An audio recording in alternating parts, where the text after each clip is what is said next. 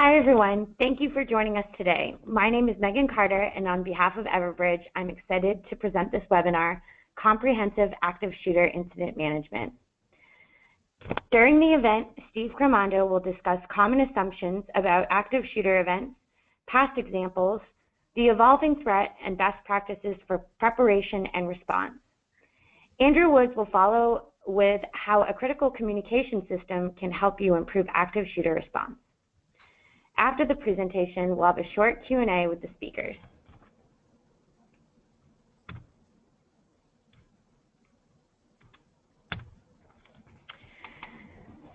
We encourage everyone to participate and ask questions during the webinar. You can submit your questions by typing in the questions widget and submitting to all panelists. Links to the slide and recording of the webinar will be sent out to all registrants by the end of the week. You can also look for a link to the recordings for all of our webinars on everbridge.com under our resources section.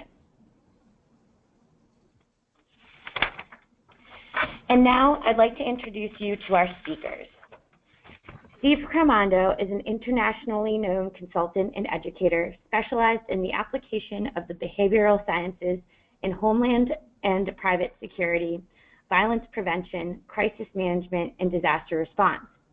He is a member of the Association of Threat Assessment Professionals, an expert in threat assessment and threat management, and is frequently called upon by law enforcement agencies, the media, and the courts to provide insight on workplace, school, and community violence prevention and response, including acts of extreme violence such as active shooter incidents. Andrew Woods is the Managing Director at Resiliency Matters Limited. Andrew has worked in the business continuity field since 2004 and has built ISO and BCI aligned resiliency programs from the ground up. Andrew is a member of the Business Continuity Insight. And without further ado, I'd like to pass it over to Steve.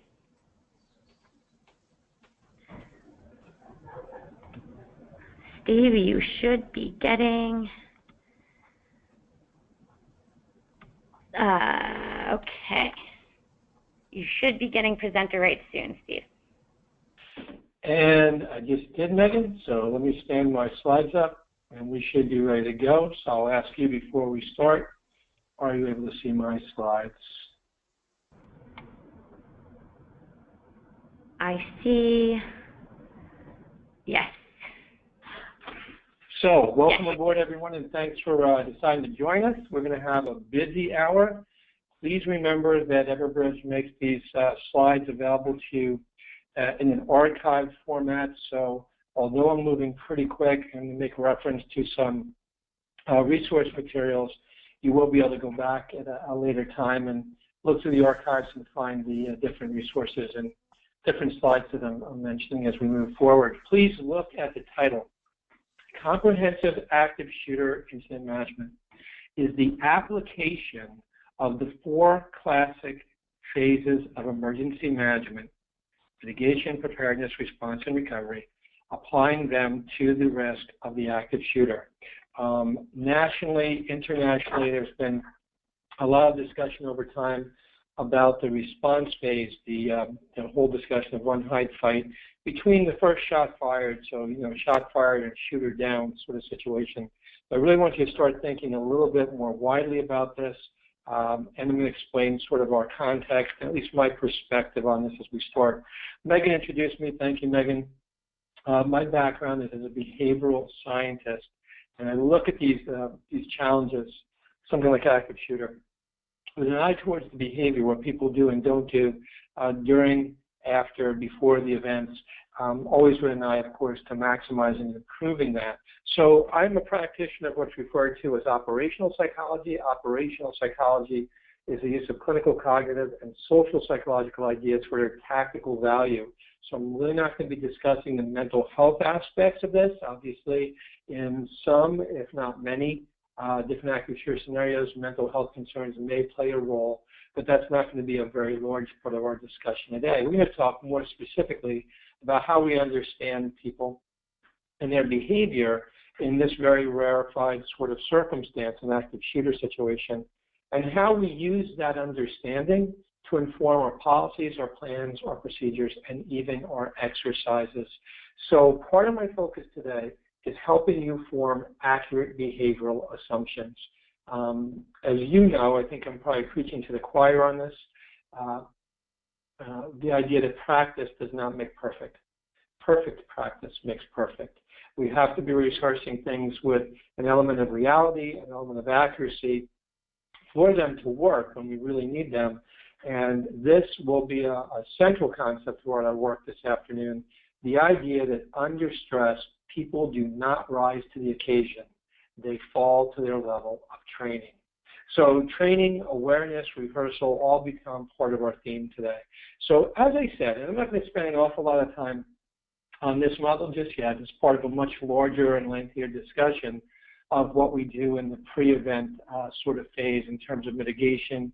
And I'm only going to touch on post-event recovery. So I'm going to spend most of my time kind of in the preparedness and response sectors of this diagram today, but I'm going to be talking about ideas that are relatively new.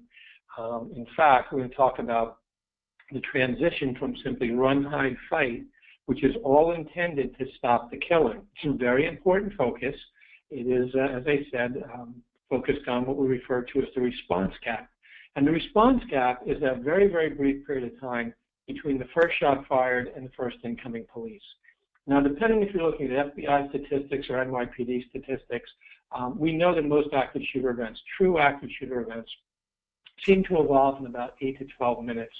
And a substantial portion, by the FBI study, 69%, are over within 5 minutes or less. So the response time is then very critical because what we're doing or not doing during that gap really is the difference between life or death. And once an active shooter case has started, once it has jumped off, what we know from our case studies is another person is shot every 15 seconds. So we're going to focus for a while on stopping the killing, but also talk about what's new. We're going to go back to the Orlando shooting in June and how that's caused a lot of people to start to revisit the logic, or at least the sequence of run, hide, fight. We'll spend some time on that in just a little while. But I also want to introduce to you a national movement towards stop the dying. It's a very important aspect of bystander intervention, and very often when you and I think of bystander intervention in active shooter, we're thinking about the fight component, about a bystander jumping in and trying to disarm a shooter. Now that's one aspect of bystander intervention. We're going to talk about a few others as well, including these concepts of moving through this situation from simply stopping the killing to stopping the dying, and lastly, stopping the crying. And by stopping the crying, I'm not referring to the idea that somehow people should be so tough or so emotionally strong that this isn't upsetting. I'm talking about, we're speaking about in the moment, in the 0 hour during the crisis, how people can manage the emotional response to aid in survival, to aid in safety. So the trauma counseling, grief counseling, the emotional component after the fact, obviously still very important, and there are probably lots of tears to be shed, and all for good reason. That's not what we're referring to. So the idea of stopping the crime will become more clear to you when we get to that segment in just a little while. This, again, is broadening our understanding, and it's part of the approach we refer to as CASIM, of comprehensive active shooter incident management. Now, as a behavioral scientist, as I said, I come at this from a unique standpoint. And one of the concepts that helps me is this equation, Lewin's equation. And Dr. Kurt Lewin is said to be the father of social psychology. And Lewin had said in his career that behavior is a function of both the person and the environment. And I think that most of us would agree that being in a deadly force scenario, in an active shooter situation, is a very, very different environment. So we combine the individual's traits and characteristics and their behavior into the mix of that rare and violent environment. It helps us anticipate what we're likely to see from folks and how we can kind of leverage that and maximize it, but also to anticipate problems. So let's start with some general assumptions that the operational or the hot zone in the live fire environment is, for a lack of a better word, an absolutely hellish sort of situation. We have people screaming. We have perhaps alarms going off, perhaps smoke detectors and sprinklers. We have what may just be sheer chaos and certainly very graphic and gruesome imagery there all around us. So what we know is that level of extreme stress is going to impair decision-making, judgment, logic, reasoning, impulse control, and all of those higher sort of functions. That's where I said the importance is that in a crisis, people fall to their training. They don't rise to the occasion. Our mind and body somewhat work against us in that way. What that means to you in planning is that we have to really think about how we plan, exercise, and communicate during a crisis. Because during a crisis, people do not receive information the same way, they do not process information the same way, and they do not act on information the same way. It also talks to you about the urgency and how quickly this event will unfold. There may be physical characteristics of the shooting environment. I was fortunate enough to sit through a debrief of the Navy Yard shooter with NCIS. And the architecture of the building in the Navy Yard was such in Washington that on the 5 different floors of the structure, when the first shots were fired, they thought they had a minimum of 5 different shooters, one on each floor. So sound can move, sound can be amplified, it can compromise radio communications of first responders. The radio sounds may carry so far as to give away their positions to the shooter. Lots of things to think about. But I do want to spend a moment on this last point, which is the idea of the possibility of crowd behavior or stampedes. And we saw this just a week or so ago at both LAX and JFK. When there were rumors, there was very fast-moving rumors of a shooter or shots fired situation. You saw this sort of panic behavior. So I'm going to get to that in a moment. That actually needs to become part of our thinking, a little bit beyond the typical run, hide, fight. So what you should anticipate is that everyone is subject to these emergency stress reactions. Even our law enforcement personnel are going to be amped up. Knowing this is not a business as usual sort of job for anybody. Those certainly who are less prepared and less trained, those reactions can be very frantic. It can erode fine motor skills and problem solving, as I said. It can lead to irrational fighting and fleeing, despite your best efforts to have prepared people or to manage the situation. There's a lot going on at a very, very deep level within us in the interest of survival that can make this a little bit unruly. So, from my standpoint, what I would like to do this during this session is go beyond what our previous conversations have been around the country, around the world on this topic, and I'm going to make some basic assumptions, and that's that you each individually have a good working knowledge of basic active shooter concepts, basic active shooter plans. You may have very elaborate plans and processes in place in your organizations, and I certainly applaud that. But this is not going to be active shooter 101. We're going to make assumptions that you've got that under your belt, and we're going to kind of go in a few different directions. At a foundational level, I think we're all good with this. There's always another shooter in the pipeline. So this is no longer a question of if there will be another shooting event. It's always a question of when and where and will we be ready.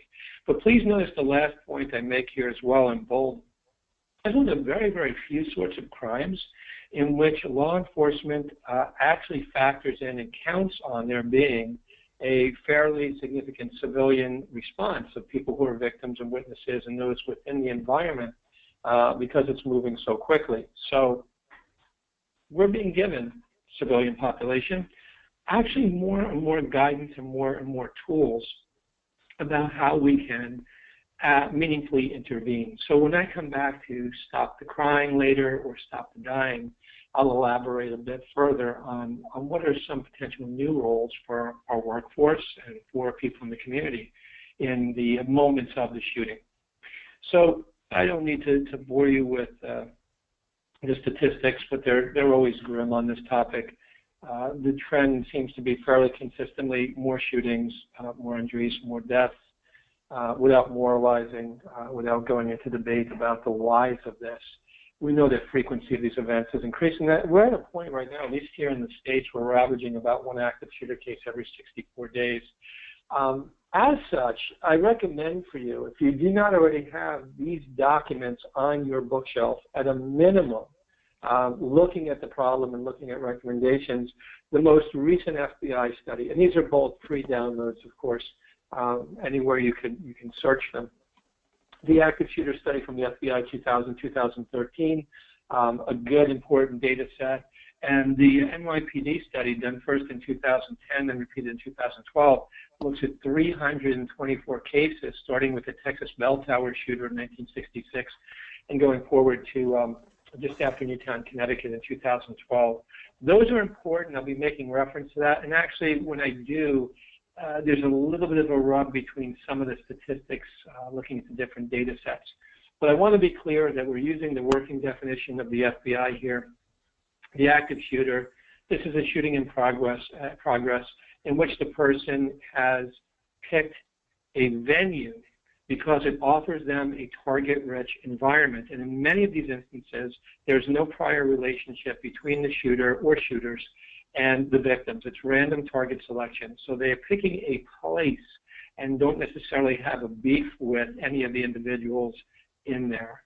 As I said, these happen very quickly. The shooter always has the tactical advantage in the beginning of this event. They've been planning, acquiring weapons and supplies. They've been perhaps rehearsing.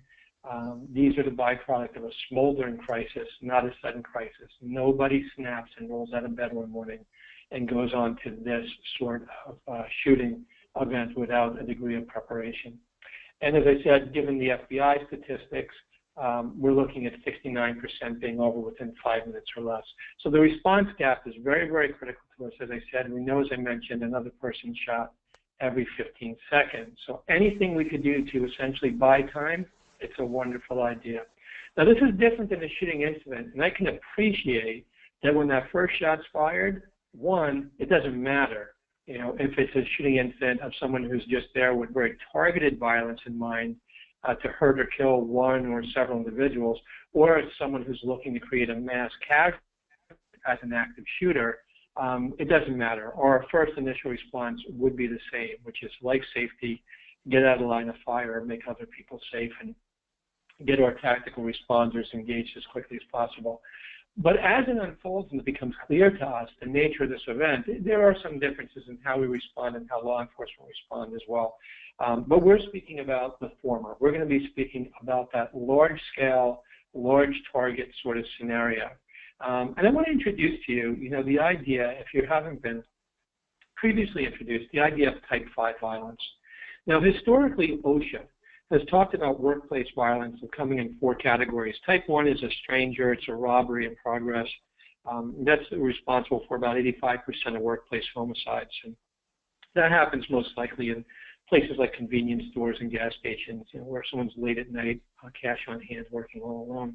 Type 2 are scenarios where we know the individual as a client, as a patient, as a customer, and in delivery of our services, someone gets hurt or killed. Type 3 is what most people think of as workplace violence. It's coworker to coworker, coworker to supervisor, both current and former employees, things of that nature. And Type 4 is domestic violence or intimate partner violence that follows someone from home to work. All of those are serious, but increasingly over the last 2 years, we've seen an uptick in what we refer to as Type 5, which is ideological violence. And that's when the individual targets your organization not because of any one person they're hunting there for, because of what you do or what you represent. So a few very quick examples. November 2015 was the shooting at the Planned Parenthood Clinic in Colorado Springs. And then this arraignment, his very first court appearance, the shooter says, "I am a warrior for the babies." And he makes it very well known that this is his philosophy, his ideology, his religious perspective, and it's the cause, it's the driver and motive of his violence. I've also slipped in the photograph here of the shootings in Chattanooga and Fort Hood, places where military bases, recruitment stations have been targeted, again, because of what they represent. But this applies to the life science company that experiments with animals. This applies to a life science company that develops genetically modified seed in which animal rights or environmental rights extremists, and that's the operative word, have targeted the organization because the ideology of the extremist is that a small harm may be necessary to prevent a larger harm. So targeting your people and your property, it's justified.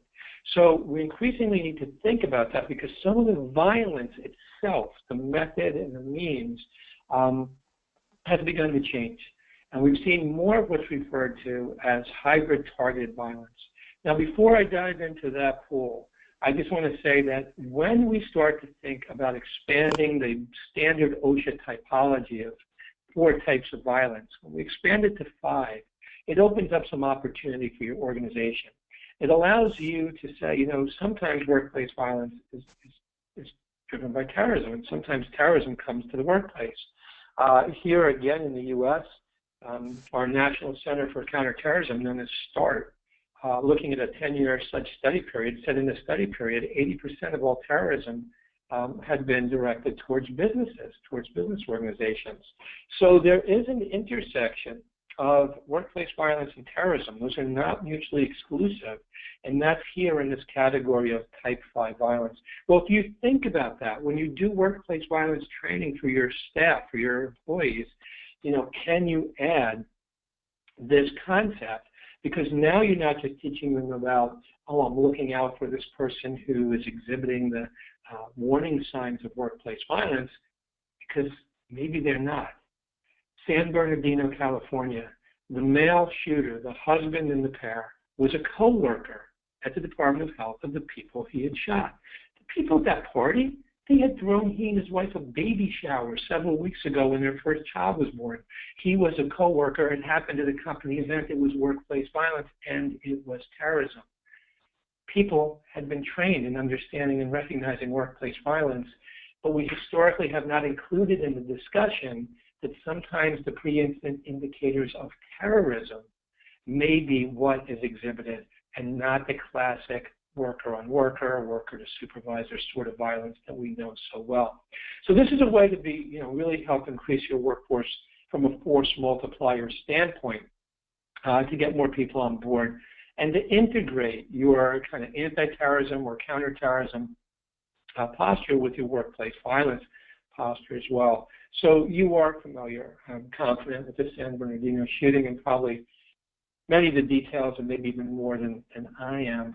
But as I said, this is a classic incident in which there is the intersection of workplace violence and terrorism, and it models some things that actually manifest both.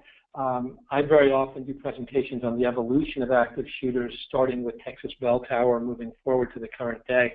And we see this transition, but what was prominent in the San Bernardino case was the use of the internet for radicalization. There was a very, very long planning curve. They learned from other extremists, and you know what, active shooters, whether they're driven by terrorism or not, have historically learned from other incidents of violence. And they've told us that in their writing, they've told us that in videos they've made. But what we have here with these suicidal sort of true believers is we actually have an instance of hybrid targeted violence. Now, I mean, you have a way to go back to these slides during the archives, so you can come back to the citations for these articles and such. But if you're not familiar, hybrid targeted violence is the combination of typically conventional terrorism, bombing, shooting, and kidnapping rolled into one event. And this is what we've seen in Paris and Belgium. We've seen this elements of this in San Bernardino, parts in Boston Marathon bombing. But also the possibility of attacking several locations at once, which is something that again we have seen in a number of different cases. Give me 1 minute. I'm having a little problem with my power supply here. Okay, I'm good. I apologize for whatever this little white boxes here, if you could see that. Some examples very quickly of hybrid targeted violence are things like the Westgate Mall in Nairobi, the siege in Mumbai, in which there were teams of attackers and people who were very, very tacked out. What I mean by that is tactical equipment, tactical training, very sophisticated communications capabilities, and the use of multiple means. So bombing, shooting, kidnapping, and there was some talk in Belgium that the attackers had expressed an interest or might be moving towards a CBRN or a dirty bomb sort of scenario as well. So as we prepare for these events, understand it's a constant evolution. The shooter, whether they are part of a group or just self-affiliate with a group, if they're just a person acting out of classic workplace violence motives such as revenge, or they felt like they were slighted at work, regardless of the motive, we know the methods have been changing a bit. And this is a very interesting milestone. So I want to spend just a moment or two on Orlando, if I could. This is going to come back to us later when we revisit Run, Hide, Fight. But before we go there, the thing I want to mention about Orlando is that very, very quickly after that event, Al-Qaeda published one of their issues of their glossy magazine, their online magazine, Inspire. You may know that ISIS has a similar magazine, Dabiq, which they use to help promote their cause and to radicalize others. But this was a very, very fast turnaround. They produced this 4-page guide within several days of the attack. And if you read through it, and it's available online, you can find this. It's full of a lot of praising the attacker and a call to arms sort of thing. But there are a few points that really, really stood out. And the first of these was, it doesn't matter what club you join. It doesn't matter which terrorist organization you affiliate yourself with or you subscribe to. Just, hey, if you are a jihadist and you're a true believer, go do something. The message essentially for the past 2 years has been come or kill. Come to Syria. Come to the fight. And if you can't come and fight with us, then pick up whatever you can anywhere and attack those that are our enemy. So please look with me at the second bullet point. This is the idea of a public combatant. The idea, if you look at the last sentence underlined, this means we no longer view the public as civilians in America. Everyone is a target. And we are promoting, Al-Qaeda, I'm speaking on their behalf, which is a little bit creepy, would suggest targeting general gatherings, looking for those big number places. So when you look at the vehicular attack in Nice, France, knowing that's a crowded promenade, it's folks walking out from an independence celebration coming off the beach and plowing through them with that vehicle, again, general gatherings. Civilians in a general gathering don't communicate with the mothership, don't wait for special instructions, and we no longer care which team you represent yourself to be on. Go do it. The message is come or kill. Kill civilians and kill them in general population areas. So whether we're talking about a lone shooter, and they've been studying other shooters, Cho did at Virginia Tech, Adam Lanza did in Newtown, Connecticut. And I do use the names. I understand that there's some people who are not, don't believe in the idea that we should use the names and feed the notoriety of these shooters. From a behavioral science standpoint, it's important to know who these people are and really understand them as individuals. The shooters have studied each other. Anders Breivik in Oslo, Norway, all of these folks have told us in different ways that they followed and they sought to improve upon the plans of those who have gone before them. And we have to do the same. Well, our police and EMS units, they are doing that. So very quickly, I want to talk about the evolution of their response as it helps inform your plans and your decision making. You should be up to speed on how the police are thinking and now how EMS are thinking as well. Some things are changing. First of all, just a very, very quick review. Pre-Columbine, contain and wait. Police arrive, they form a perimeter around the facility, no one comes in, no one comes out, and we wait for special teams. 47 minutes go by before the first police walk into Columbine High School. Obviously, the shooting and the killing continues during that time, and one anecdote of a teacher who bled out waiting for a response. That went out the window very quickly after Columbine, and we moved to this concept of teams and formations. And the idea was the first arriving officers would wait for 2 or 3 others to form up, and we would make teams of 4, teams of 5, in different patterns and formations as hunter teams, as entry teams, and move towards the shots. But you waited a little while. And then after Newtown, Connecticut, the thinking starts to change again.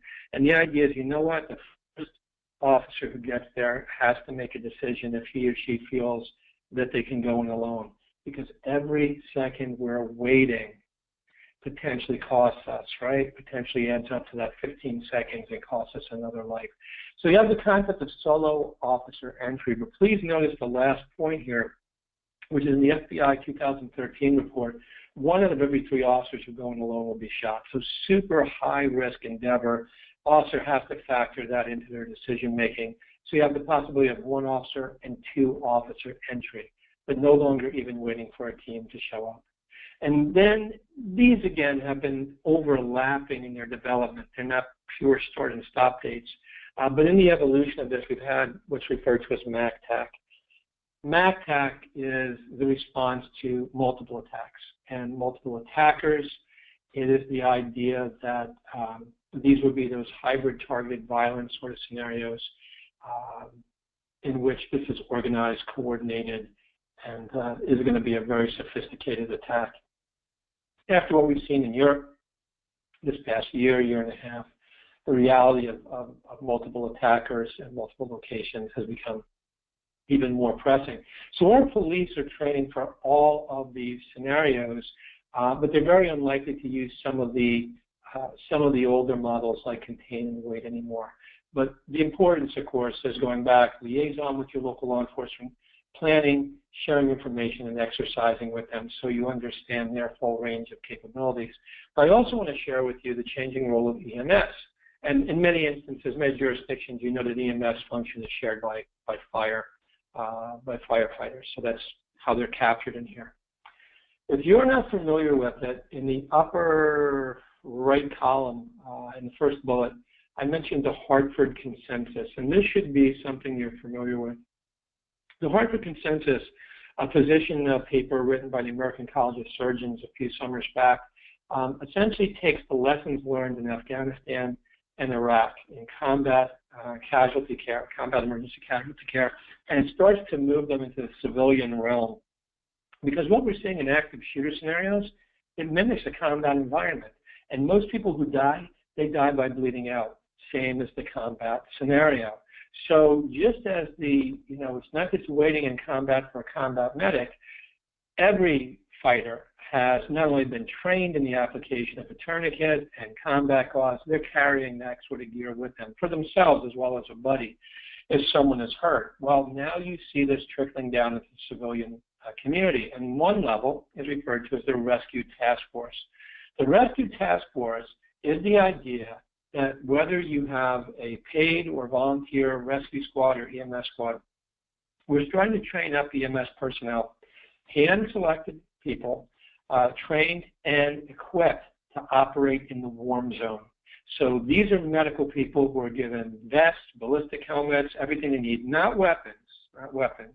This is not the doc with a Glock scenario you heard after San Bernardino. To go in under the cover of 2 other officers so they can get to those victims quicker and start administering essentially what we call BCON, bleeding control, or hemorrhage control. So historically, the former model was wait till we could bring victims outside to a casualty collection point, or wait till law enforcement stabilizes the situation well enough that we can bring medical into those environments. Now the idea is we want to expedite by getting some hardened EMS people, I mean hardened in terms of ballistic gear, into the warm zone quicker. So you need to understand that from your exercise standpoint, what to anticipate from EMS and police. But you're also going to see that is mimicked in the public environment in just a moment, and training civilians on these methods as well. Now, from a public response, I want to go off on a slight tangent because most of us in our various disciplines tend to think about, a whole menu of different hazard scenarios. And active shooters are one, and natural disasters are another, and maybe something like a civil unrest or a crowd emergency. That's yet another one.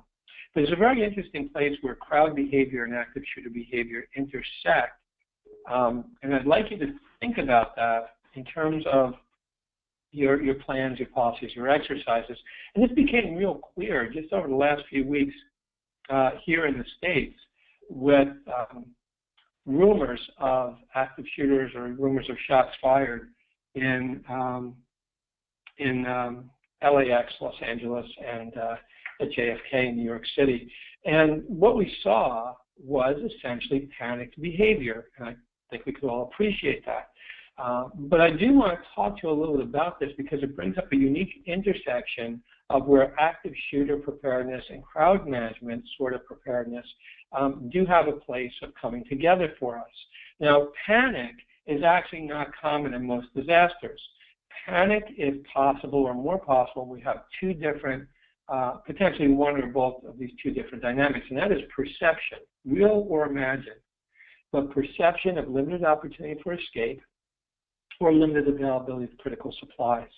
It's that kind of contagious group situation, and it's the fear just spreads and it amplifies, and people are responding to their own fear as well as fear of people around them.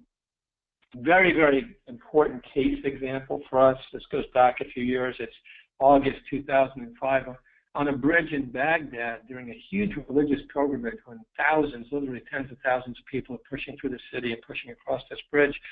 Someone on the bridge yells out that they think they see wires hanging from a backpack. They yell out there's a suicide bomber on the bridge. And in the panic to get off the bridge, in the stampede to get off the bridge, which we call an escape mob, 965 people are killed. Guess what? No bomber.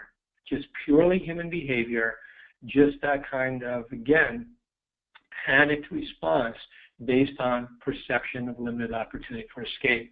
So in many disaster-related courses, we teach the idea that disasters can create crowds. For us, it's also important to remember that crowds can create disasters. And this is an example where we have a mass casualty event that's based just on crowd response. So as you are doing this, we teach people how to run, hide, fight. But for our workforce, and actually for you and your family as well, it's important to know if you're in that big crowded place, when an active shooter situation jumps off and you do get a panicked response, it's equally important to understand how to survive the crowd. So I'm going to blow through these action points very quickly. There's some basic instructions on crowd safety. Basically, try to stay outside the crowd when you can. Going into the crowd, the deeper you are, the greater your risk is. Stay away from immovable surfaces, walls, doors, and such, because if the crowd surges in a different position, you may be pinned or trapped against it and crushed. The crowd's moving, you're moving. Keep moving with them. Don't sit down. Don't stand still. Keep moving until you can otherwise navigate your way out. And, of course, if you drop something, let it go unless it's absolutely critical to you, because going low is likely to get you plowed under in a moving crowd. Now, for those of you who swim in the ocean, you may be familiar with the idea of riptides and rip currents.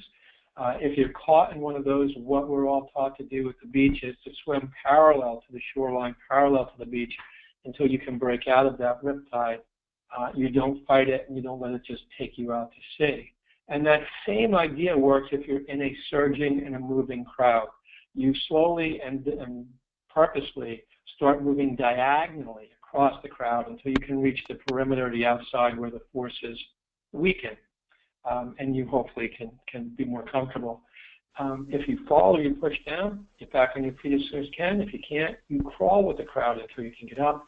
If you can't even crawl, hunker down, duck and cover, protect vital airways, vital areas until there's a lull or a surge in the crowd or a gap where you can get up.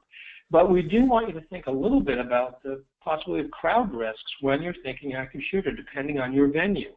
Think about the active shooter in a concert hall, a ball game, shopping malls, large crowd environments where this can be a factor. It helps our teams to understand a little bit about crowd safety as well as understanding the basics of run, hide, fight. Speaking of which, let's come back to the original model, stopping the killing. That's what run, hide, fight was intended for. Now, the idea, and I said this earlier, was this is one of the very, very rare sorts of crimes where law enforcement are counting on and understanding that civilians can help affect the outcome of the situation by what we do or what we don't do during the crisis. So it's important to give people good instructions on what to do. but it's also time to think about that a little more deeply. Here's the story. After Orlando, a number of people, and maybe you as well, looked at the scenario and said, have we been teaching people the right thing, or at least teaching it the right way? And what I mean by that is historically, the model of run, hide, fight has always been taught in a sequence, in a linear sequence, which is run if you can, hide if you can't, and fight if you must, but fight should be your last resort. Now let's put ourselves in Orlando as well as we can. And I am not questioning the judgment of the people in the nightclub that night, because I was not there, and I would imagine few of us, if any, were there that night. So, given the totality of the circumstances, what we just know on the surface, it's about 300 people in the club and one shooter. And the shooter had to pause at least a few times to reload. 300 to 1. Now, if someone started acting out on an airplane, a commercial airliner today, and started moving towards the cockpit, the passengers in that jet are unlikely to sit there and just watch it. You know a lot of people are going to jump up and intervene. But we've taught people in the shooting event, run, and people ran in the nightclub. Hide, and they ran and they hid in the restrooms, where the shooter followed them in, and there was a massacre. So the question is, if run, hide, and fight are the options, should we teach them in a sequence, or should we teach them as independent options in which there may be instances in which fight is your first response and maybe your best response? So now you see the graphic below. Run, or hide, or fight, whatever makes more sense to you, given your judgment in the moment and given the totality of circumstances. So this gives us a little bit of pause about the idea I mentioned earlier that we don't rise to the occasion, we fall to our training. Have we set people up in some instances to run and hide in ways that restricts their movement, in ways that maybe makes them an even more vulnerable target? I'm not giving you a definitive response. I'm raising the question. It's something for you to think about. Was there a possibility of 3 people, 30 people, 300 people overpowering the shooter in Orlando? As I said, I wasn't in that environment, but you'd have to think that there may have been opportunities for bystander intervention. Now, on this issue of bystander intervention, people often ask, can we really expect people to fight an armed shooter? The answer is yes, they can and they do this pretty well. This study coming from Blair, University of Texas, one of our top experts here, looked at a specific number of cases, 83 cases in this study period. And what he found is, if you look at this graphic, the center line in particular, that's when the police arrived. 40 cases of the 83 ended before the police arrived. And in 16 of those cases, 16 of the 40, they ended by bystander intervention. We know people can and people do effectively fight back. But if we're going to stop the killing, we have to give our employees good instruction about what fight means. Fight means distract, disrupt, or disarm. Essentially, because we know even if we break that shooter's rhythm, and we have this on video from shooters, we have this from survivor, first-hand witness accounts from shooters, these people typically are in the zone. The shooter is just locked in, is methodical, is cold-blooded, is showing no emotion, and they're moving almost rhythmically through the shooting event. If we could distract them, if we could disrupt them and break their rhythm, we're buying those seconds that another life may be saved. And yes, the possibility of disarm. So we do want to give people basic instruction on what disarm even means, because a lot of people have never been hands-on with a weapon, with a firearm. So to us it means this acronym of DAT, down and to the side. If you do get within arm's reach of the shooter's arms, of the shooter's weapons, this is a very basic model of how to remember where to push that weapon. But we're moving ahead, and the transition now is not just from the fight to stop the killing, but now to stop the dying. So as I said, when I was referring to EMS before, we understand that EMS typically takes a little longer than police to get to scene.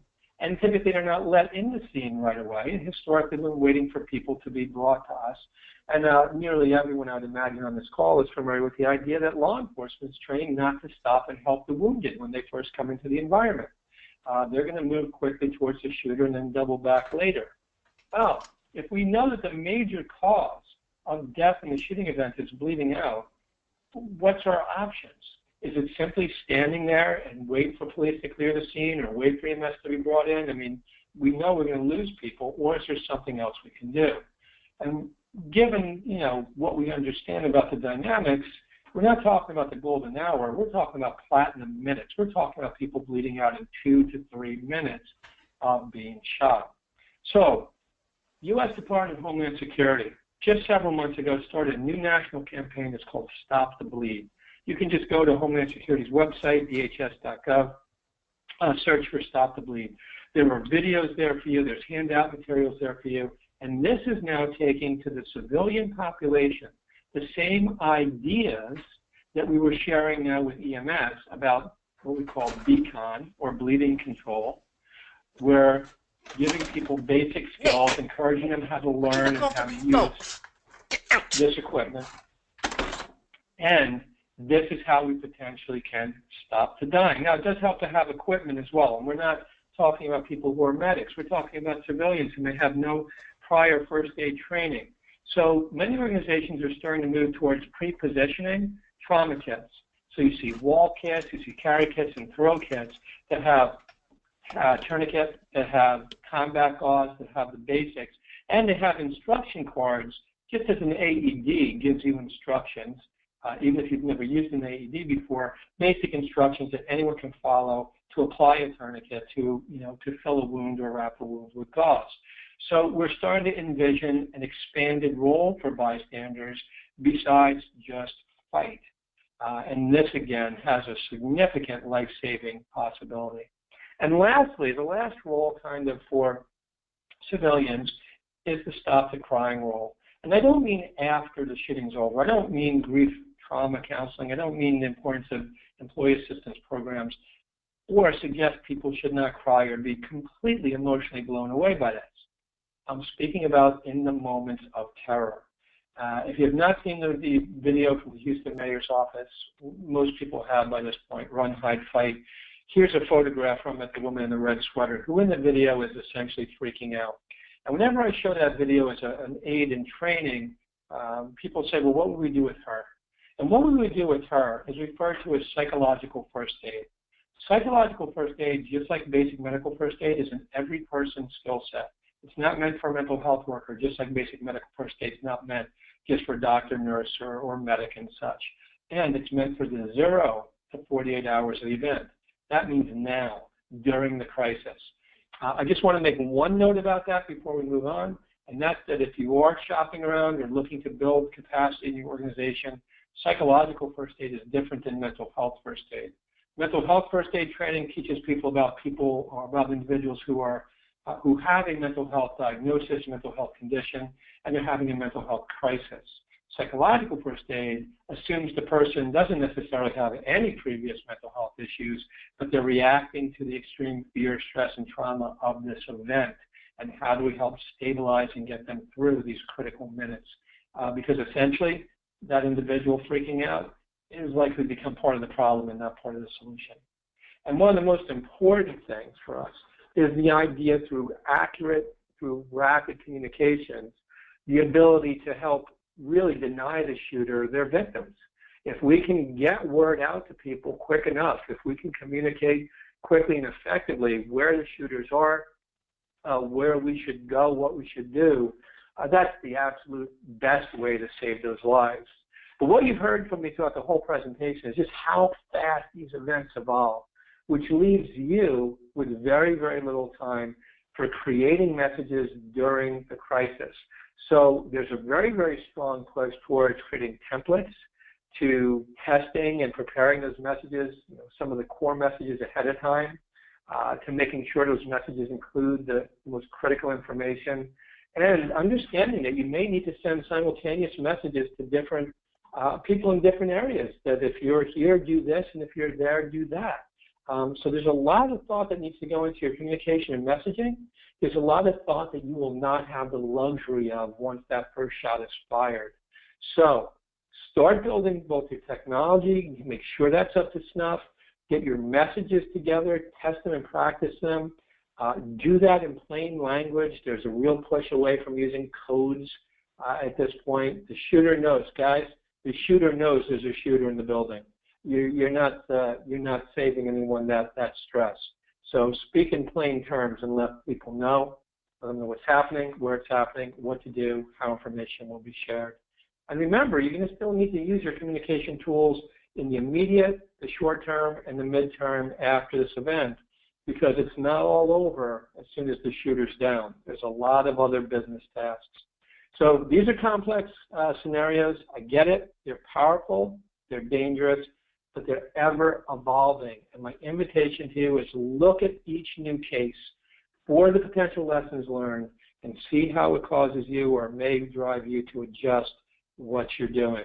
I close today my section with a quote from the poet and essayist Emerson, who said, "In skating over thin ice, our safety is in our speed. In an active shooter situation, our safety is in our speed." How people move, how we communicate. Megan, I'll turn it back over to you. Thank you so much. I'm going to take over control, and we'll continue with Andrew Woods' portion. Let's see.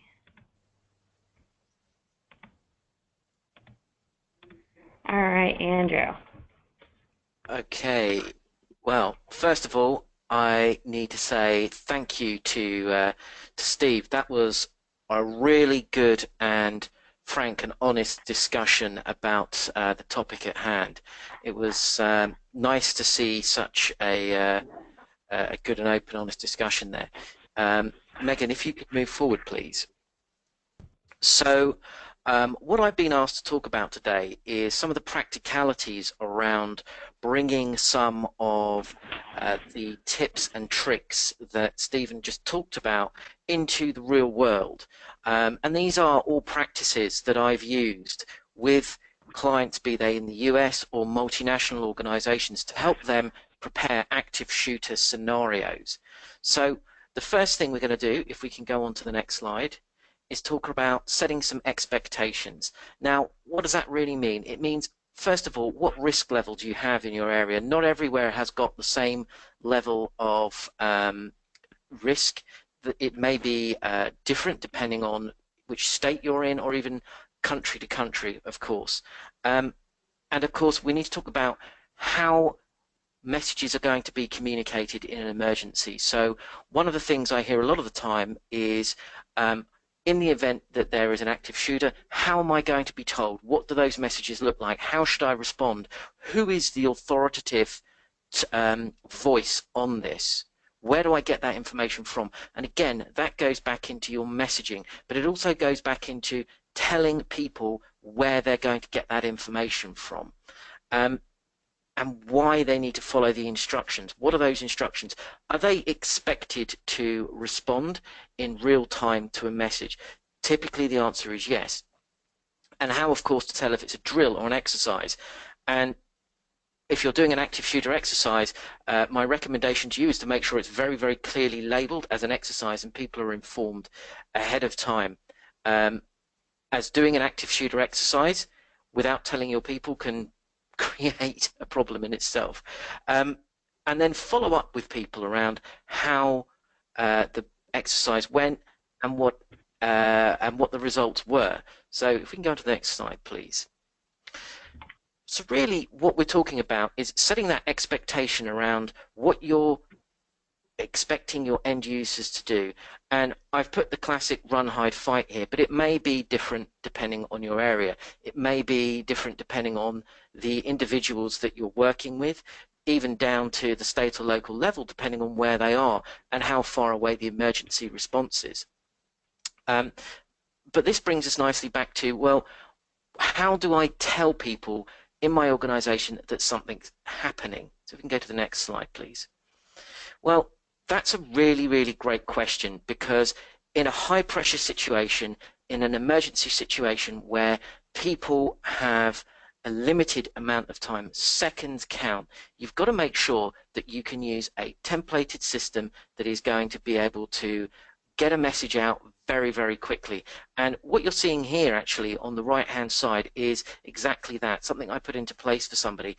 Really, you select an office, you put detail in if you have detail, and you send that message. And what that does is it allows anybody in your organization to effectively act as that person that says something is happening right now. Now, there are arguments to say that you shouldn't distribute this ability too widely with an organization, and of course it entirely depends on the level of training that individuals have, and allowing people to communicate in a way where they just don't have to think about that in an emergency is incredibly powerful. We can go on to the next one, please. So that when people get those messages, they really do understand what's happening. And you can see here this gives you an example of the same message being received in 3 different ways: email, SMS, and a mobile application. But of course, you can actually take that a lot further with audible alarms, visual alarms on screens actually coming up saying active shooter in the building with an idea of where they are.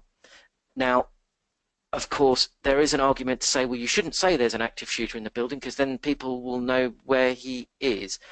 Again, that's very dated information these days, and typically it's better to tell people and have them respond than not. So next slide, please. And last but not least, it's really, really important to communicate with people about the follow-up and tell them what's happening, why it's happening, and then to be able to send out additional updates and messages to all of those individuals that are affected within that area, be it a campus or an entire community. It's really important to be able to track what those responses are in real time and update those. Next slide, please. And then last but not least is all about exercising and reporting. This is a step that is often missed, really sorely missed, something that I see, because there's a real apprehension around performing these sorts of exercises, and it's really important that people understand what's going to happen in these scenarios, because as we say, you follow this learned behavior, and you really need to know what you're going to be doing, what the messages are going to look like, where are they going to be coming from, who's going to be sending them. And of course, then you need to actually report that back to the individuals and the people so they can really learn. And again, all of this capability is there and it's available in the technology. Every screen that I've just shown you now is a screen that has been deployed into an organization somewhere in the world. So I hope that's given you a really high-level summary, and I'm conscious of the time, and we need to get on to the question and answer session. So thank you. Thank you so much, Steve and Andrew. As a reminder to attendees, you can submit your questions by typing a question into the open text field in the questions panel on your screen. And I am going to pull up some of the questions. All right. Okay, so we have a couple questions for Steve. Here, this is a good one. Steve, this attendee asked, on a recent visit to a typical suburban corporate headquarters, I encountered an armed front desk security officer signing in visitors. In talking with the head of security, he said they assessed the situation, and best case scenario, police response would typically 20 minutes. They decided to arm their security force after training. Do you see this as a trend with different corporate headquarters?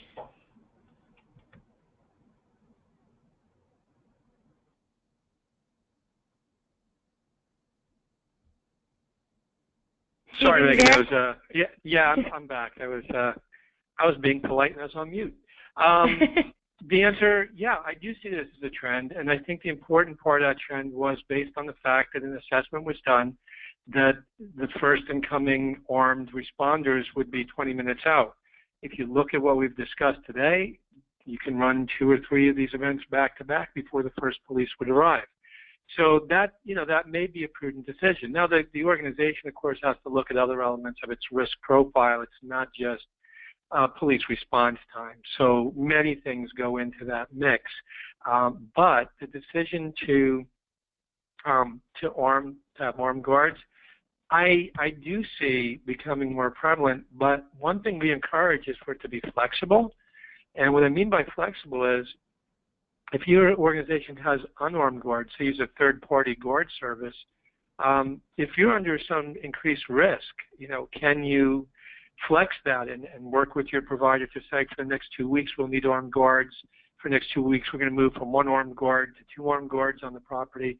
So understand whatever you see when you walk into, any organization, unless you go there repeatedly, it may be just a snapshot in time that they have the armed guard presence, or it may be, as it sounds like in this instance, they actually did more of an assessment and thought they needed it full time.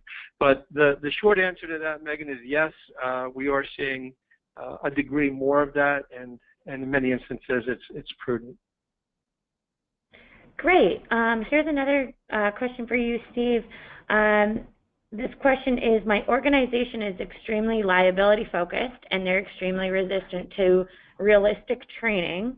What advice can be given, specifically what talking points work historically to sway a resistant corporate administration?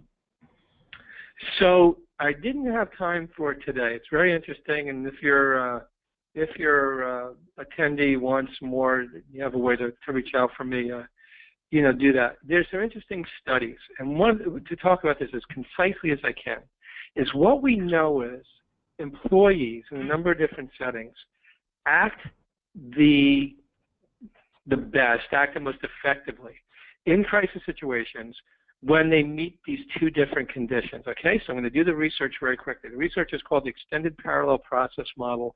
It's developed by Dr. Kim Witt, University of Michigan. People very quickly, when they're given threat information, run it through 2 filters mentally, cognitively.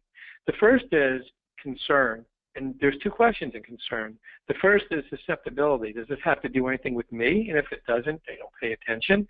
And the other is severity. Is this pretty big and bad? Is it dangerous? And if it isn't, they don't pay attention either. But then they also run a second-level filter mentally. This is what we do during a crisis, and that is about confidence. And the 2 questions are, do I know what to do, me personally, and do I think my organization knows what to do to make me safe during this crisis? If the answer is no to any of those, people do not respond effectively to crisis, and people are going to get hurt. But if they have those answers, I have a realistic concern. I'm not paranoid, but the company has taught me about this risk, and I get it. I'm as susceptible as anybody else. And it can be pretty big and bad. I've seen these things happen on television, but I know what to do. The company's taught me where safe rooms are and how to evacuate and what to do. And I know my company has a policy and a plan in place. That is when we get the very best results in crisis behavior. And if this is the risk, and this is the last thing I'll say on it, when upper management sugarcoats this and says either this will never happen here, or it's too scary to talk about, it's going to have a chilling effect on people, it's whatever their logic is, that increases risk. So that's how to look at this. What we know from a behavioral standpoint is if you want people to perform effectively during a crisis of this type, you need, as an organization, to be talking about this realistically and need to prepare individuals effectively, or you are setting yourself up. Because there is a danger in half measures. If you said, we took it seriously and we did kind of a lightweight discussion, lightweight training, lightweight exercise, and you did not realistically prepare people, you didn't help them survive. And in fact, you actually may put them at greater risk. Thanks, Steve. Here is a question I think that Andrew can take. The question is, do you think the communication to employees and other stakeholders should go out via text message on cell phones or alerts on desk phones? We are currently doing overhead with the code silver and then pop-ups on desk screens to ensure they're hiding and we're not giving their location away. What are your thoughts? That's a really great question, and increasingly what I am seeing with the clients that I work with is messages are going out via multiple modes simultaneously, because in a scenario where something is happening in a part of the building, you may be aware that something is happening in the building, but you may not actually be sat at your desk or at your phone.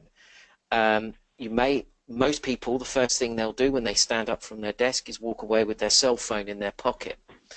So it's really important to make sure that you've got as many modes of communication included in your contact path. And in an active shooter scenario, it's one of the few times that I recommend you have absolutely no delay between all of those modes of communication, because what that will do is that will make sure in a scenario where seconds count that people get that message. Yes, it may cause a lot of noise. Yes, it will make people pay attention, but that's part of the training and that's part of telling people what to expect. If you see the screens go a certain way with a certain message and all the phones start ringing, you know that you need to start taking action immediately. I hope that answered the question. Yeah, that's great. And unfortunately, we're out of time, and I know there's still questions that need to be answered. So we'll try to follow up with your questions within the next coming days. I'll also be sending out a recording of the presentation and the slides, so you guys will all have those. And a huge thank you to Steve and Andrew for a wonderful webinar, and to all of our attendees who are able to join us today. As a reminder, the email will come out within the next couple days with the recording and the slides. If you haven't already, please take a moment to follow us on Twitter at Everbridge, and join our group on LinkedIn, the Everbridge Incident Management and Emergency Notification Professionals. For those of you interested in requesting a one-on-one demo of Everbridge, or to learn more about Everbridge's Safety Connection product, please visit everbridge.com/request-demo. Thank you all again for today, and we hope to see you online again soon. Have a great day.